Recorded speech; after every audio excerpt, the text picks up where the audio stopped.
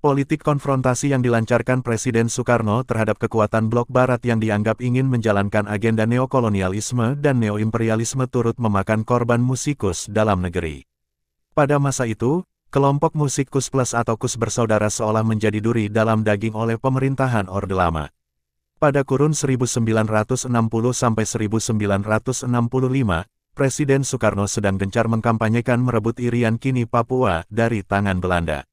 Selain itu, dia juga menentang pembentukan negara Federasi Malaysia oleh Inggris yang didukung Amerika Serikat.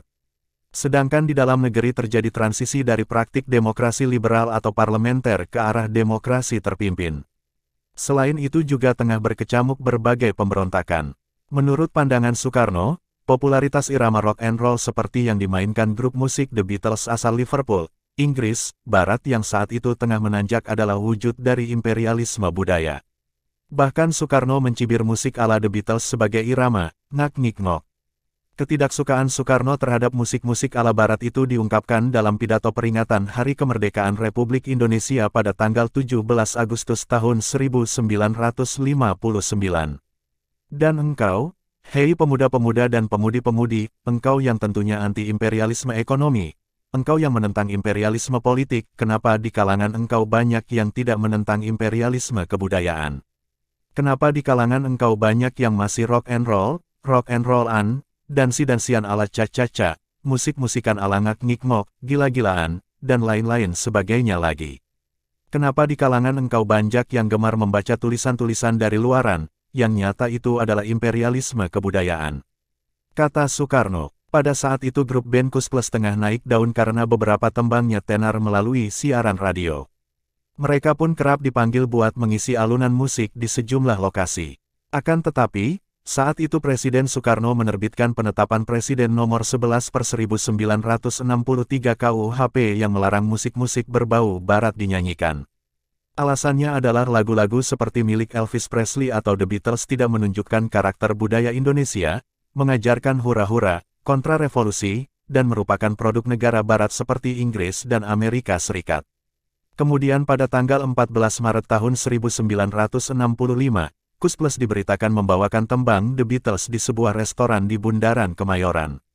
Menurut pemberitaan Surat Kabar Harian Rakyat, koran resmi Partai Komunis Indonesia PKI, tindakan KUS Plus melantunkan lagu-lagu The Beatles dianggap memberikan kesan buruk terhadap budaya Indonesia. KUS Plus pun sempat dipanggil aparat dan diperiksa akibat menyanyikan lagu-lagu The Beatles. Saat itu mereka berjanji tidak akan mengulanginya lagi.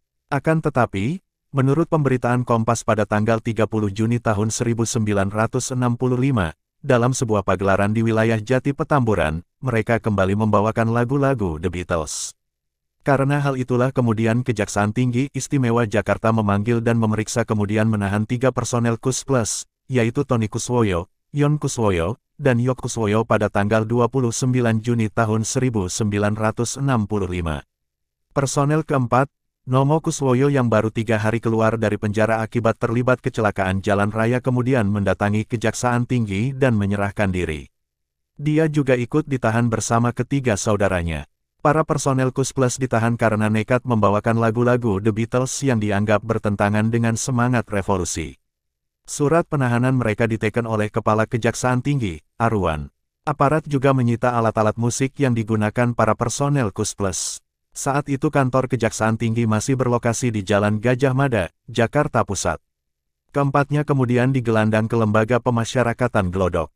Mereka dibui selama 3 bulan dan baru dibebaskan pada tanggal 27 September tahun 1965, 3 hari sebelum peristiwa gerakan tanggal 30 September. Deponering meski dibebaskan, status hukum keempat personel KUS Plus saat itu masih bermasalah. KUS Plus baru bisa bernapas lega setelah Kejaksaan Tinggi DKI Jakarta memutuskan mendeponering mengesampingkan delik yang menjerat mereka pada tanggal 16 Mei tahun 1966. Akan tetapi, saat itu gerak-gerik KUS Plus masih diawasi oleh aparat. Menurut Surat Kabar Kompas, pejabat sementara Kepala Kejaksaan Tinggi DKI Jakarta Sianturi SH, menyatakan KUS Plus tidak terbukti secara sah dan meyakinkan melanggar aturan hukum. Maka dari itu perkara mereka kemudian dikesampingkan.